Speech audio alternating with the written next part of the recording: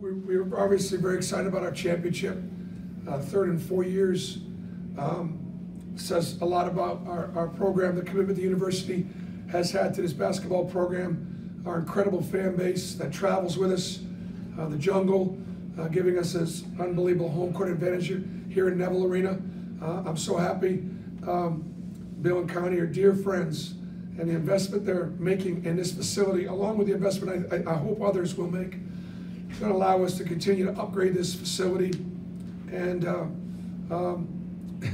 you know, for 24 hours later to be able to win a championship here after the ceremony was very significant.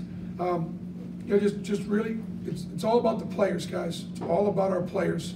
To be 15-3 in this league says they came to play every night. They really did. Now that is virtually impossible to do when you're dealing with 18, 19, 20-year-old kids. Our guys came to play every single night. We took no team for granted. They locked in, they grinded. I think the lessons that these guys learned because of their own discipline going to serve them well for the rest of their lives. They know how to win.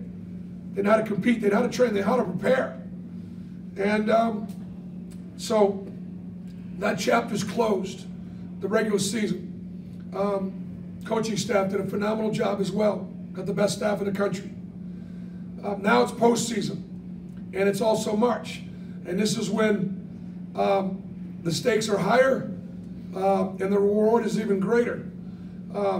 So can we get hot? That's the deal. Can we get hot? Our defense will carry us, but to win another championship, we're gonna have to pick it up offensively. Questions? Question for Mike Gibbs. Coach, now that you guys have locked up the regular season crown and you're turning your attention to the tournament, you know, what things offensively are you guys looking to correct going into the SEC tournament and ultimately into the NCAA tournament? Well, we'll continue to work on ways to get Jabari open. That's really hard when basically they played him almost like a box and one. Like they just face guarded him and held him, and you know, it was a nice game plan. But they really didn't want our best player to beat them, and that's good coaching. And I thought Jabari was fairly patient, letting the offense come to him. It's got to be frustrating when they're top blocking every screen, and it's so hard in the half court. But he didn't let it disrupt him. He got enough during the flow of the game, and enough in transition. We got to do a better job with our inside-out game. That's going to be a real emphasis of us. And we need to continue. Man, Walker, like for example, Jabari was 3 for 3 from 3. Let's get him 5 shots. You know, Walker Kessler had 4 threes tonight. He made the first one. And look, the other 2 were down. Like they were down. And you know, a little bit more of that. A little bit more of an inside-out basketball. Our point guards did a great job. Our point guards had 10 assists and 1 turnover between Zepp and Wendell. So very proud of our point guard play. Next. Coach, the bench production has not been consistent over the past few SEC games. You got 19 points out of your bench tonight. Talk about how crucial that is going to be in the postseason. Well, it won't help us in the first round of the NCAA tournament or the SEC tournament, but it'll help us if we advance. That's where the bench comes into play. It comes into play on the second night and the third night. And so the hardest one is going to be the first one, no matter who we line up with. That's going to be the hardest game to win. So the bench was good, and Dylan was really good. Wendell was obviously aggressive, and Jalen had some good runs out there. We turned it over a little bit too much off the bench, but it was a good team effort. Alex Husty next. You talked about throughout the season the importance of Jabari being aggressive and getting to that green light. You said these last 3 games. Could you? I apologize. Could you do it again? I can't hear you. There's a lot of background noise. Yeah. Can you hear me now? Yeah. So you've talked at length throughout the season about the importance of Jabari being aggressive, about getting him that green light when you recruited him. These last 3 games, he's had 20 points in a double figures 5 straight games. What have you seen changing him about being aggressive on offense? It's not about Jabari being more aggressive. It's not. He's an unselfish player. He's a productive player. And, you know, the reason why he's scoring like he is right now, when you come down the stretch and you play against better teams or on the road, every player on the floor is challenged in their matchup. Jabari Smith's going to win his matchup every night. Not every one of our players is going to win their matchup. Therefore, when we play the best teams on our schedule, and right now you are late in the year, we count on him more because he will win that matchup. And so tonight Wendell, won his matchup, or KD won his matchup, and that's what that's what you're looking at. And Walker won his matchup. So you get more guys to do it, you win by greater margins. Justin Ferguson.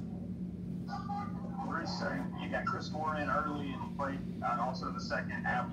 Talk about the decision to play him in this one. It's been a while since we've seen extended minutes from him. Well, we talked about one of our challenges was that our defense and our rebounding, in particular our rebounding, was not elite, and our physicality.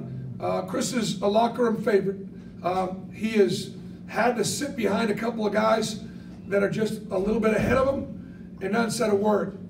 And if I'm gonna talk about playing our bench, then I best walk it. And even if it's only a couple of rotations a game, he deserves to be out there with how hard he works. His teammates love him, and he helps us with his physicality, his toughness, and again, a lot of times at the end of seasons, coaches shorten their bench. I just don't believe in it.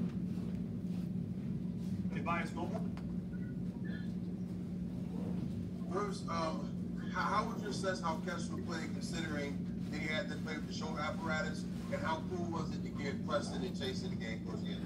Well, Walker, there's nobody harder on Walker than Walker, and he gets down on himself because he cares so much. I mean, nobody cares more than Walker Kessler, and it's always been historically an issue, but he's played with greater confidence and more joy. But every now and then, it seeps back in, and it affects his play a little bit. I don't think he's bothered by the injury. I think he's bothered knowing that he can dominate, and when he doesn't, he gets upset with himself. That's all.